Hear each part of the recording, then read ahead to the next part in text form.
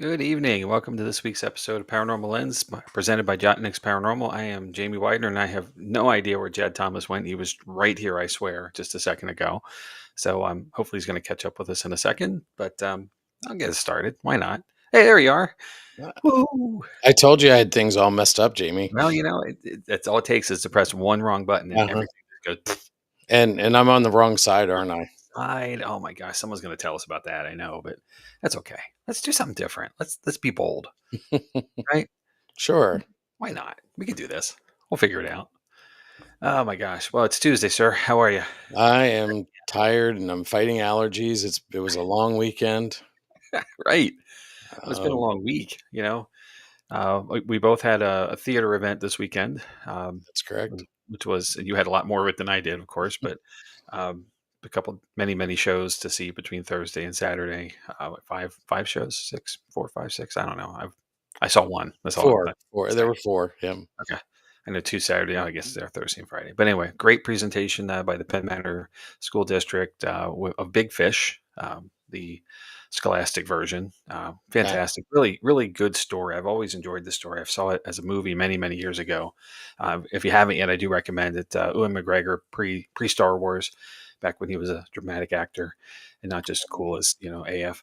But really good story, neat story, and the kids brought it to life wonderfully. So They great did. visuals, great acting, great stage set, lighting, everything. So uh, Yep. really recommend if you get out to see it. But the movie's cool too. So Yeah. The show was great. Like you said, they did a good job. I hadn't seen it before. okay, So I waited till I was so seeing. you cried four times, not just once. Okay, No, because I only actually saw the show once. So, but it was good. So, but want to say hi to Todd and Carmela. hey, there they are, Jim. There you are too. Good evening.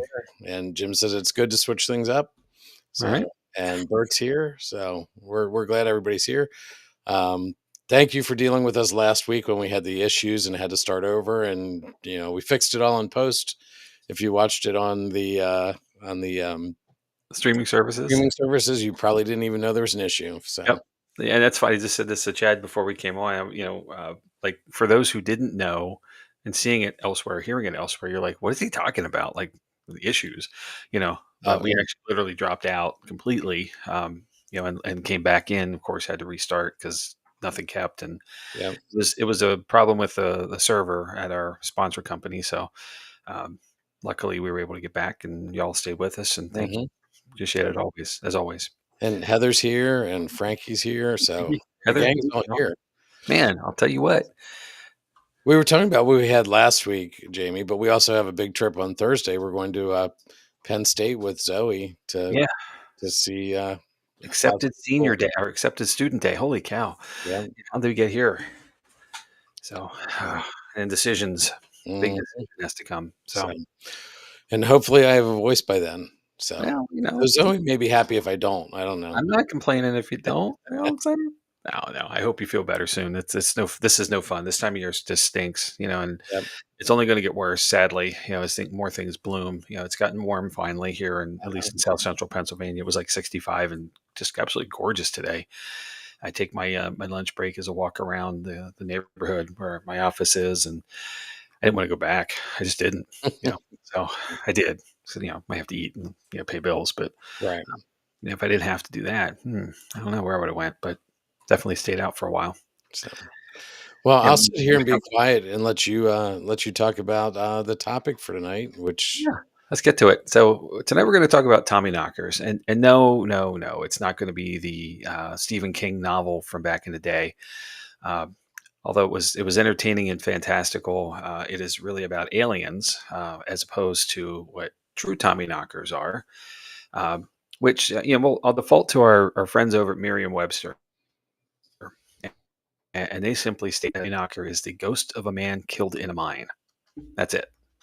Now, I'm going to expand on that, and I think we're going to find out there's far more than that to it.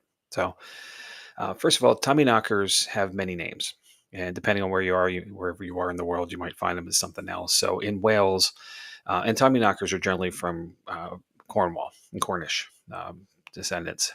But in Wales, in the UK, they might be called the Cobley now. In Ireland, something you may have heard of before, Chad, called a leprechaun, maybe. In Kent, also in the UK, a cloaker. And around the rest of England and Scotland, they're also called the brownie, and not those delicious treats that we're so familiar with. Definitely not something there. But going out of the country, out of the UK, Germans have some history there as well, and they call them a Berggeister, which means little miners, because generally speaking, these creatures are said to be about 2 feet tall, or about 60 centimeters, and wear traditional mining clothes. They also have long white whiskers and beards, adding to their supernatural aura once they're seen in a cave or a mine. Most reports suggest that they are mischievous, but not in a harmful way, as they would hide unattended tools, take a bite out of someone's snap or lunch, and extinguish lights occasionally. And nothing more fun than having your light extinguished when you're in total darkness afterwards. So, trying to find your way over to it, and especially in an era without flashlights or cell phones to give you that extra boost to get back to your lantern. This was true total darkness, and some believe they would lead you to a rich seam of deposit. So certainly not a bad mischief. Okay. Other is that Tommyknockers are the spirits of former miners who died underground, who are watching over and protecting those who are still working in the mines. So kind of a brethren spirit. Some believe they are of a more malicious spirit or nature, where they cause cave ins or collapses on miners who disrespect them. As a result, most stories agree that it would be dangerous to laugh at or ignore the Tommyknocker. It is said that to stay on the good side of one, miners leave a bit of their lunch behind or even have special cakes made as a treat for them. A lot of time it's saffron. Others craft clay figurines in the likeness of a Tommyknocker to appease them. Some slides of that as we cycle through all these. In some mines, where the Tommyknocker's presence was known to be overwhelmingly malevolent, the mines were forced to close because of the miners' fear of the spirit. Considering that mining is an ancient profession and that miners tend to be of a superstitious lot, it should come as no surprise that stories of the Tommyknockers were taken to the United States by miners from all over Europe. When the mines played out, legend continues, as many said that the Tommyknockers found work in the homes surrounding the old mine shafts. Superstition continues that many a family death or disaster was allegedly foretold by a knocking sound inside the house. And the coal mines of Pennsylvania were dark and dirty and deadly, and among the many stories, folk songs, and superstitions of the coal miners comes the legend of the Tommyknocker there as well. Here's an example. Late last night and the night before, Tommyknockers, knocking at the door. I want to go out, don't know if I can, because I'm so afraid of the Tommyknocker man. A poem by Ava Smith Carroll. Hmm. So you kinda get a little bit of everything here, right? Like they're Mm. friendly, they're mischievous, they're kind of malevolent at times. It's basically like a normal person Right. in a lot of ways. Everybody has a bit of a tinge of good and bad, depending Right. on their mood. Obviously, uh, being underground too, it's a bit sometimes disorienting, the unusualness of it. Although I will get to this in a second, but a lot of these folks were seasoned miners who had lots and lots of hours underground and working in these conditions. So the fact that how they took this was really a tell to their belief. Right. So it is believed that the lore of the Tommyknockers was brought to us in the 1820s by Welsh and Cornish immigrants who came to western Pennsylvania to find work in the coal mines. They believed the Tommyknockers were sprightly spirits who dressed like the miners and performed similar duties in the mines. When the California gold rush began, these experienced Cornish miners were most welcome band, often sought after by mine owners. Attempting to recruit more miners, managers often approached the immigrants asking if they had any relatives back in England who might come over to work the mines. The Cornish miners would reply with something like, "Well, me cousin Jack over in Cornwall wouldn't come, could you pay his boat ride?"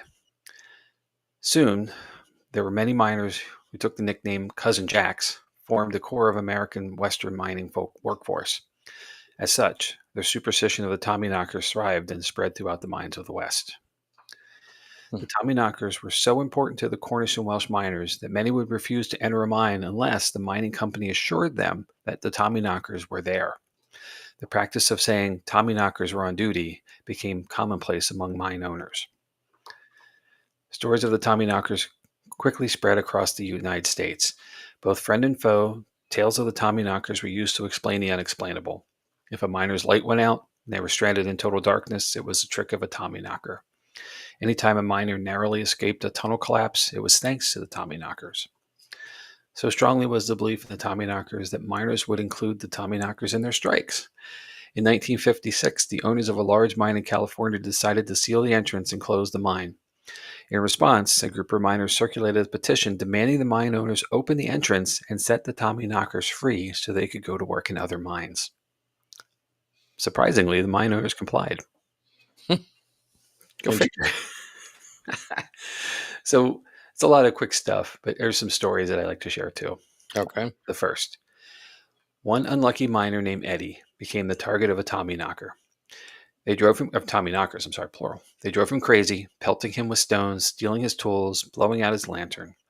He couldn't figure out why the Tommyknockers had singled him out until one day he heard a voice calling to him from the dark opening of a nearby shaft. Eddie, I want my $5, the Tommyknocker said. Eddie was so startled he dropped his tools all over the ground.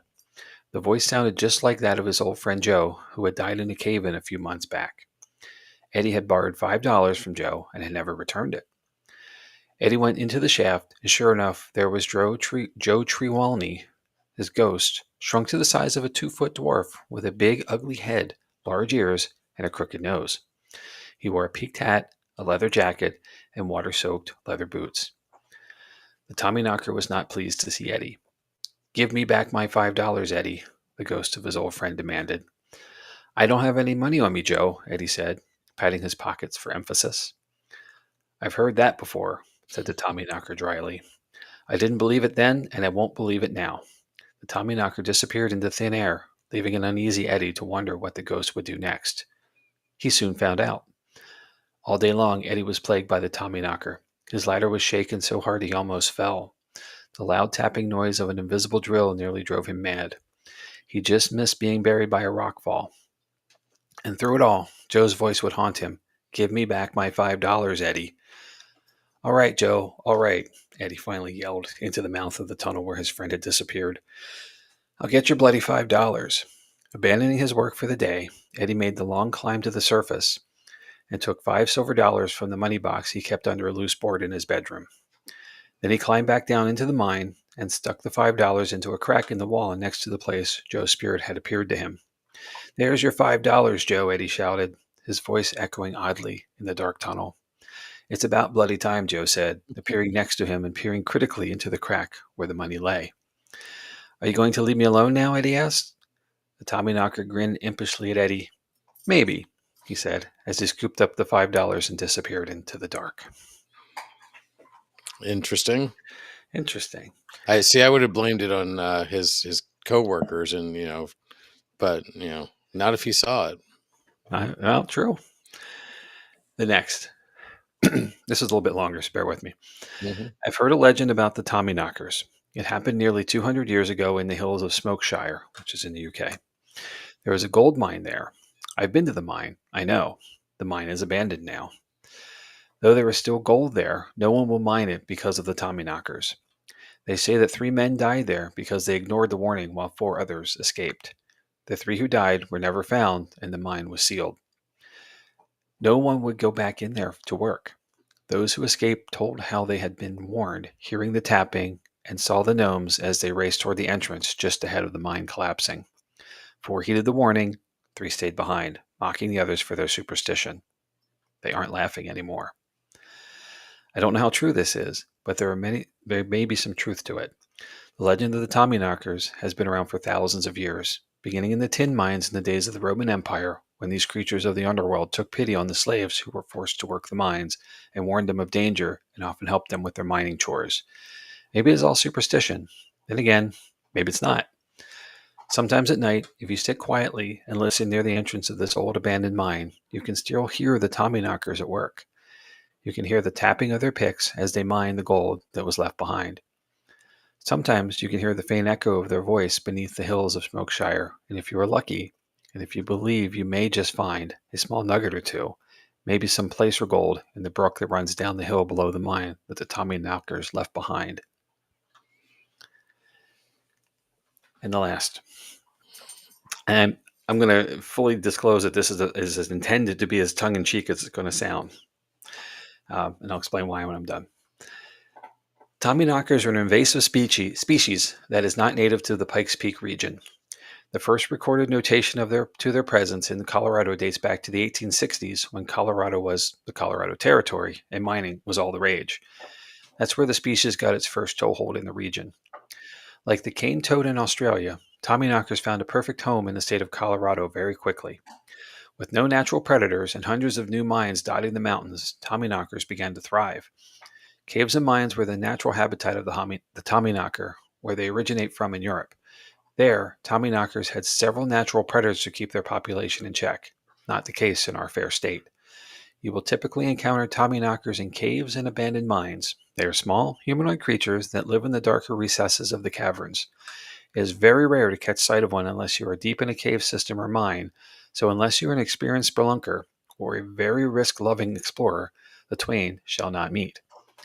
The most important tip to remember is if you hear the signature knocking in a cavern, you should exit immediately, as a cave-in might be imminent. The actual intention behind the Tommyknocker sound has been hotly debated for over a century. Some miners of old believe that Tommyknockers make the noise to save humans in the tunnels. Skeptics believe it is more likely that the knocking is the sound of the creatures creating a cave-in to kill trespassers. We think it's best to shut up, listen close, and run like heck if you hear them thumping about. This is from Wildlife of Colorado, Mischievous Misfits, and they also include some tongue-in-cheek descriptions of raccoons, skunks, bats, and tarantulas as well, which I thought were all very, very funny, but not something for here. Okay. Maybe another episode some other day. All right. So, conclusion. So, the couple things to discuss here, and we'll cover them. We'll give you some sources for all of this fun stuff, and then we'll discuss. First of all, I need to note that we are saying this wrong. The correct Cornish pronunciation is Tommyknockers instead of knockers. Right. The term is credited to the influx of Cornish miners, and the change likely came from, as I always say, Americanizing the word due to their thick accents. Okay. I find it fascinating. The key part of the Tommyknockers lore is that if you actually see one, you're going to die. Considering that there are no confirmed sightings, we must assume this is true. Given that miners are generally suspicious, it isn't a big surprise that the folklore of Tommyknockers was created to explain the unusualness of working far underground. Add the high element of danger involved in mining, especially in the age before safety standards and modern equipment, it makes sense that the Tommyknockers came to be known as a portent for bad things that were about to happen. And this is something we are not unfamiliar with, Chad. Mm-hmm. Many mothers use the fear of Tommyknockers to keep their kids in line and hopefully far away from open mine shafts. Go back to the poem. Right. And given its rich mining history, this is interesting. This I'm going to call it now, road trip. Okay. Given its rich mining history, Telluride, Colorado kicks off their 4th of July celebration every year with a tribute to the Tommyknockers. Telluride brings in every 4th of July with a bang, starting with fireworks at 6 a.m. sharp. This is an homage to the legend that says the Tommyknockers would set off an explosion in their mines at 6 a.m. as well. And again, road trip. So I'm calling it. That's one we can get to. Yep. So some sources, and there's a lot. AppalachianHistory.net, AmericanFolklore.net, mcm.org.uk, which is the National Coal Mining Museum of the UK, NorthCentralPA.com, ABCTales.com, LegendsOfAmerica.com, AspenTimes.com, Mix104FM.com, that's where all the hits are played, and PikesPeak.com, and finally TransCeltic.com. All right. There's some stuff here, right? There is. And the most interesting thing here to me is that there's a lot of legs on this.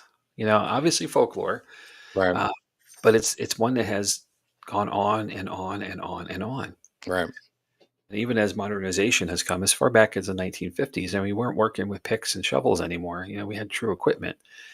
So, the mining technology and all the advancements, but the belief that there was still a possibility that a Tommyknocker was helping or hurting either way was really, really interesting. What do you think?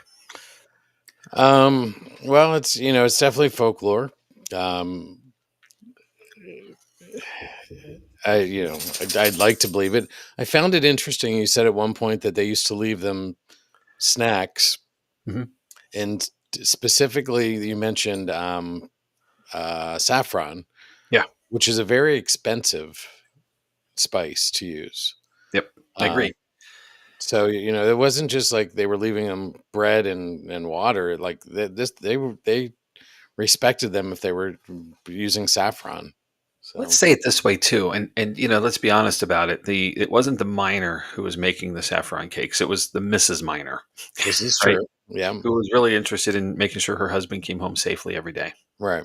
And I think that's an interesting piece as well, because now it was a family affair, Hmm. to appease and protect and Hmm. generally make happy, the Tommyknocker. Right. And the story about when the mine was striking, they let the Tommyknockers go work at another mine. Like, Yeah. Hey, we're all not. spirit, right? So Yeah. or Welcome closing to the mine the in family. general. Yeah. Eventually, there becomes the effort of diminishing return in the shaft. Right. It's just not worth the work anymore. And then of course it's time to move on, find another location, another load. Uh-huh. Um, and Bert has a fairly interesting comment. Bribery, Yeah. perhaps, for those cakes. Of Right. course. Yeah. Right. So Whatever you want to call it. As long as the Tommyknocker's happy, I'm good. yeah. So Um, moving on to the next shaft, the idea in the second story was that even though that shaft has been closed or sealed, there's still the belief that they're in there working, removing the last of the gold or the rest of the gold that right. wasn't, valuable enough to or hard enough. It was too hard to get. For So us to get. to the work, right? To Yeah. do the work to get it. So that's an interesting idea too. And I didn't connect the dots enough on this, and I probably should have. But the idea of in Ireland them being the leprechaun, Uh-huh. instead of the Tommyknocker, where does the leprechaun get his pot of gold? That makes sense. Yeah.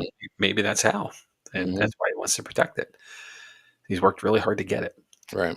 So So and the I'll story about the always guy. look for resident Irish travelers, the Lynches, to tell me about that, Right.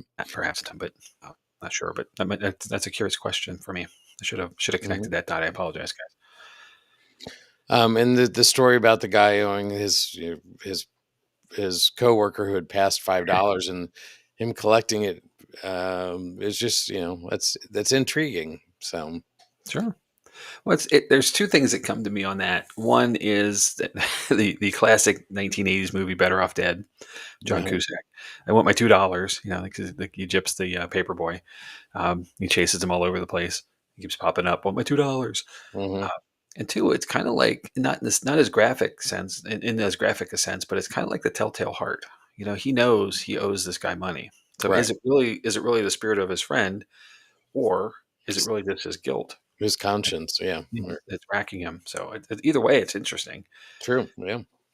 It's more fun, of course, if it's the ghost, but the Yeah. spirit being becoming a Tommyknocker for that matter, because obviously he was not in life. Right. But there've also been stories of them leading miners to safety, Of course, or is that because just they gut? got saffron cakes. Right. Yeah, Right. Or is that just gut instinct? Like, when you work in a mine, that yeah, sometimes you know what's coming. yeah. So I don't know if you showed this. I apologize. I was going through all of this, but Bert had a comment a while ago about his uncle being a miner for 30 years. I didn't get that up, but yeah. Let me show this. Per Bert Lynch, my uncle worked in the coal mines in Ohio for over 30 years. He ended up with black lung and passed in 2016. I'm sorry to hear that, Bert, but I can say the same. I had I have 13 aunts and uncles, and four uncles worked in mines in West Virginia.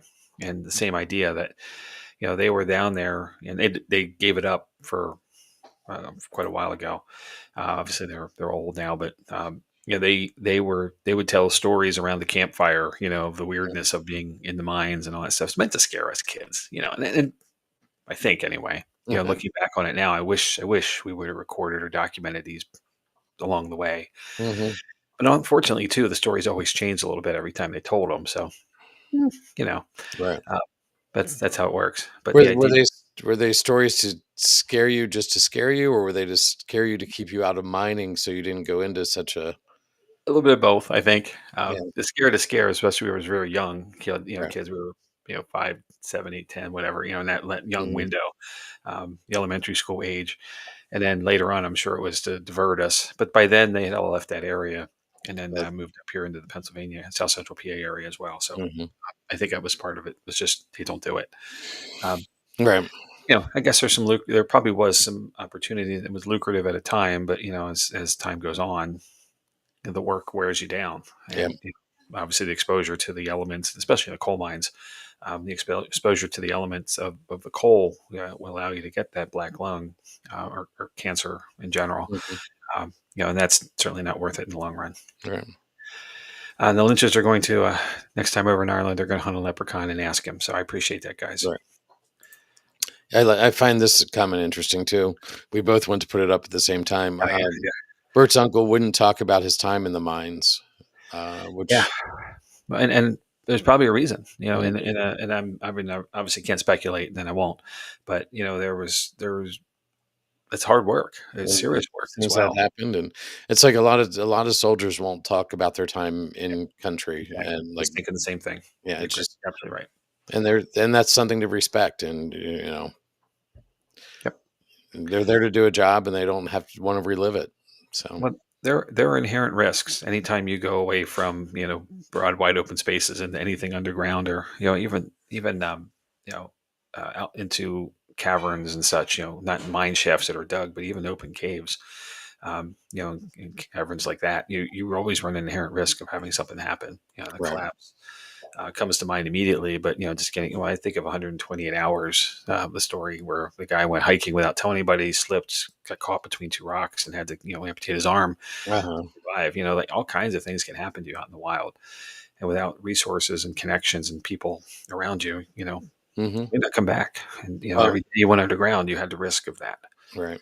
You're aware that I do the summer camp every year, and that's Yeah, out in uh, Somerset area, sure. which is not very far from the, and I can't remember the name of it. I think maybe it's the Deep Creek mine that there was a collapse several years ago, and we were at the summer camp when that mine collapse and rescue was happening, Oh wow. and it it didn't affect me, but there were people there who had relatives and friends who were in that mine, or Q Creek, I think it is. Yeah, that sounds right. I'm recalling this. I didn't So, couldn't remember the name, but that sounds more correct anyway. You can tell so me anything too, because I can't recall it, but I right, remember the story. but and I've driven past where that mine, because it's marked as where the Q Creek mine happened, blah blah blah. But I've driven past it several times, and it it hits hard when you realize there's things like that that are that close. So, Yep. but Well, here in our area, and in southern, we're in Lancaster County, Pennsylvania, so South Central Pennsylvania is home for us. mhm, There is probably about 20 minutes or 30 minutes even from us in the southern end of Lancaster County. There's nickel mines, and I remember mhm, being a kid. We were able to go into those. They're not deep or big or anything like that, but as a kid, it was huge. right, Uh, and kind of scary and spooky at least. right, Like and it's not like you're walking into someone's home where there's amenities and lights and everything. I mean, there was string lights and so forth, and I remember correctly, there's probably a rail track on the center to pull carts in and out, but it wasn't anything extraordinary or right, elaborate. And that's really what these mines in the era that the Tommyknocker was most prevalent was. right, It was hand dug, it was carved, mhm, pickaxes and shovels and buckets and such, and wooden cribbages, it's yep, to support the shafts and so forth, and that's really where the cracking, the knocking and cracking sound was a lot of that as well. It wasn't just necessarily against the rock; it was the stress and pressures against the lumber, and that's part right. of the reason to put it up in the first place. Obviously, for support because you don't want to collapse, but should something become overpressured, It was a the warning. Yeah, the wood would give you the tail of it, yeah. and therefore you had hopefully time to move. Right. There's also an old silver mine in southern Lancaster County. I believe it's Silver Mine Park.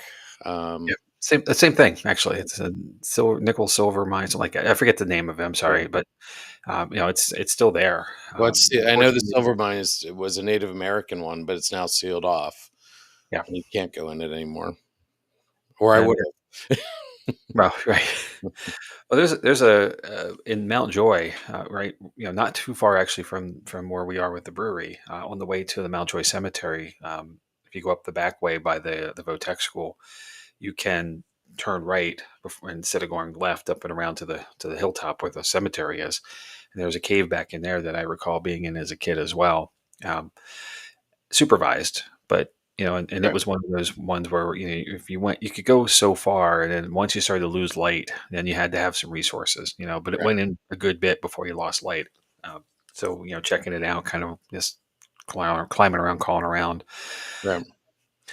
but not, I'm adventurous. I'm bold. I think I'd say that I will go into places, but I don't know, like Right. some things, without someone being there first.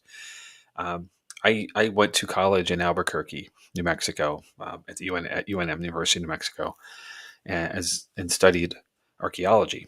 And there was a lot of natural resources, a lot of Native American sites.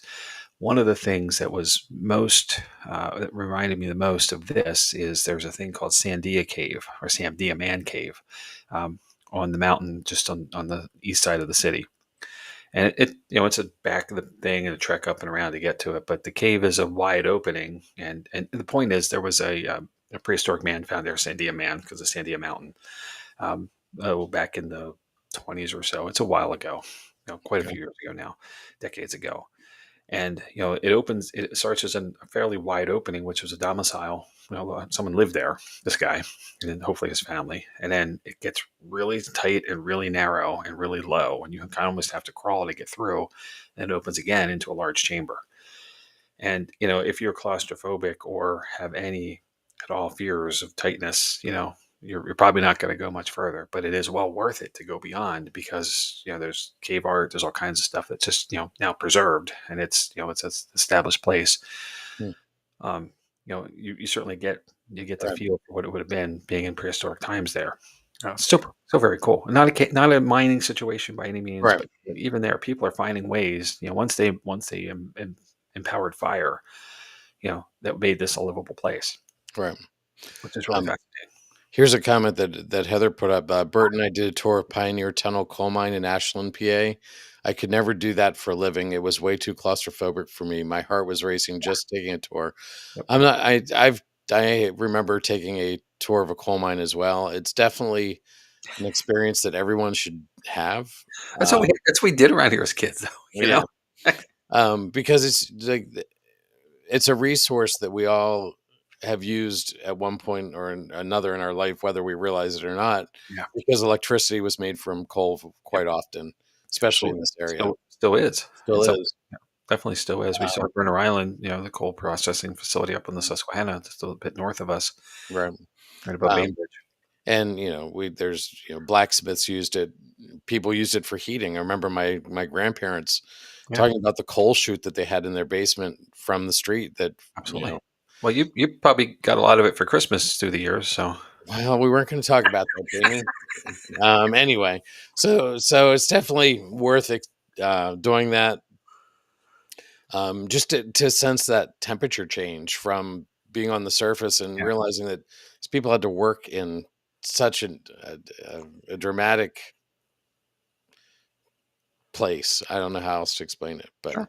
Well, it's a transition. right, You go, whatever's happening on the surface, whether it be fair and sunny or cold and snowy or rainy or right, whatever, you have no idea what you're going to walk out into coming up that shaft. You know, right, and, uh, you don't know if it's day or night in a lot of ways. This is an era of not having Apple watches and technology, so most folks would have had a pocket watch, and if uh-huh, it didn't get wound the night before or whatnot, it stopped. You don't know even what time it is. right. And we think of an 8-hour shift, but coal miners, Yeah, that's they probably worked a lot more than that because I would think that's true. And of course, I was about to say that to extend that thought too is that mine operators were going to work you as long as they physically could until you weren't able to go anymore. You know, right. Well, and it wasn't based on uh, time, if I remember correctly. It was more based on what you produced in the day. yes, and So, that's your benefit to stay as well. You want right, to go as long as you can as well, just to make sure you can meet your quota right. So, with Bert no said, war, no pay. right. Bert said nickel mine is in Gap, silver mine is down the road Okay, from them. And then Heather said that she grew up going to the Peckway silver mines She could ride the bike there. The neighbor kids and I would play in the mines before they closed them up. I could never go far back in them. Bert and I took the kids there to go hiking and ride bikes a couple of times. And I've hiked that trail, taken a lot of pictures back there. It's another gorgeous Lancaster County resource, but you definitely can't get in the silver mines anymore. No, no, there's a lot of reasons not to. So, Right. And actually too, while we're on the subject, Bert and comments here, they have a coal stove in the basement of their home. From and the previous owners used. That's not unusual to find as well. The burner stoves and so forth, because that was heat, like you said, right. and coal chute, somewhere on the side of the house where now the oil, if you have oil or your propane or whatever it is your heating element is, other than electric, whatever that wind source is probably right around where it was, because there was already an opening and they just sealed it up and put in the end Hmm. pipe, Yep. whatever your resource is. And it's interesting because now the homes can't see them anymore. I remember, well, growing up in Columbia, a lot of homes had transitioned, but if you, Hmm. 'cause my line of work in the previous life, I got in to see a lot of old homes, a lot of basements, and you could always tell where the traps were for the shaft. Right. It may look a lot different at the street level, but inside it really wasn't. There was definitely a slot, and there was definitely a receptacle area where it would, because a cart would show up, somebody would drop it in, leave a bill, on their way to the next. And a Hmm. lot of times it was done by wagon. Just so strange. Yep. And then you had to shovel it into the stove and Yeah, all the manual labor on top of it. Yeah. clean up the mess. So, anyway. Yeah, we're well off point by saying all that, but, So Tommyknockers, yeah, I mean, it's definitely folklore history. Whether they actually existed or not, I don't know, sure. but people believed in them, and that's what was important. Because their beliefs in them saved their lives at times. Yes. So, Well, and I think, we've talked enough about folklore through all these episodes. And there's a lacing of it through a lot of this, mhm, we do. And, more times than not, I think folklore is a comfort part to it. There's right, a comfort in it, for you mhm, as a person, and whether whichever way you believe, either way. But there's something to it that, allows you to have an explanation for the unexplained and a connection to the place, that the belief that something is there beyond what you can physically mhm, see or touch. yeah. I'm going to say something possibly controversial here, but it's funny how You what? folklore and religion have a lot of similarities where there's a belief there. True that. So, Yes, I not going to know. open that can of worms any more than that, but All I right, think it's I see your interesting. point. Your well made point. So, We have to believe for it to be real. there's something that you have to believe in. Yep. Yep. So, All so right. all right, nice job, Jamie. Again, not a topic I had heard of before, so I appreciate being filled in on it. So, Absolutely. That was a fun one to research too, and the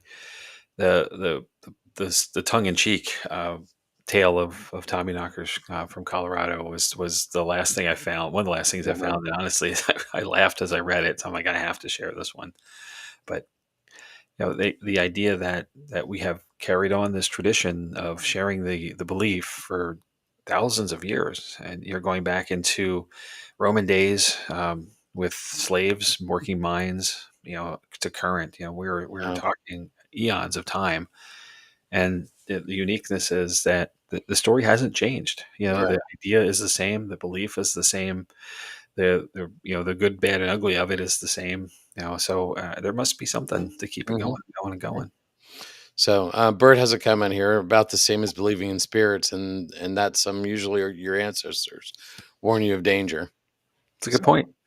and then here's a new one, another one I haven't heard of. Jamie, do you know anything about this? Oh, Tommyknockers kind of reminds us of the Mehune. Hmm. Do I you know haven't what the Mehune are? I do not. Do They're a mythical race of small, skilled people in Hawaiian folklore, usually building impressive structures like fish ponds and roads, primarily working at night. So I think this sounds like another episode we're going to have to dive into. I think so. Well, it kind of, in the sense of it too, takes me back to the Holda folk Uh huh. as well. The belief that there is this clan or gathering of these, subsized people that are doing their own thing. Like Hmm. they're doing things to make things better. Right. You know, the idea that in the mine shaft, at least, they're working to help people get, be safe, and obviously being a little playful at times. But the idea that the general belief is that they're there to help you. Right. And obviously the Holderfolk were the same, the Menehune are the same. Hmm. uh, that's fascinating because we're talking about lots of different places of the world that aren't Right. necessarily connected, Right. or at least not very commonly. Jamie, I think we need to put in the Paranormal Lens budget a trip to Hawaii to do some research for the Mehune. I blew the budget on Disney last year, so Yeah. and the Haunted Mansion episode. So I guess we just have to restock the Yeah. coffer a little bit. But yeah, I'm in. Let's go. So, all Instead right. of road trip, it's plane trip. That's fine. Here it is. Yep. Yep. If it's Hawaii, I want a road trip or boat trip, plane trip. Either way, we'll get there. And Frankie's coming. Let's get. Let's go. And I have to look. Tom. I'll have to look for these next time I'm down in Disney.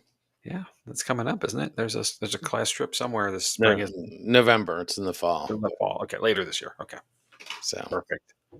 so Ah, well, there you go. all right. Magic of Disney, always Mhm. teaching us Yeah. something.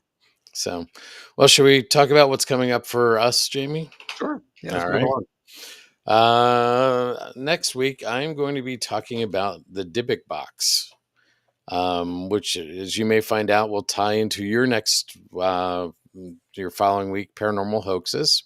Okay. So um, April 1st, Jamie will be talking about paranormal hoaxes because of being April Fool's Day. So it's good timing. The week after that, Trans Allegheny Lunatic Asylum. I'll be talking about the history on April 8th. Later that week, we will be packing the car and driving down to the actual asylum and doing an investigation. So we will come back on the 15th with hopefully some experiences. Maybe some other investigators will be able to join us. We'll see how that goes. And then on April 22nd, we're going to talk about the Das House, which is a newer location in Pennsylvania. Shauna and Danielle Rigsby are going to come on with us and talk about the Das House. So I'm looking Fantastic. forward to that one, just to learn about a new place and find out about maybe a time that we could go there, see what's going Absolutely. on. Let's get it done. So there's that.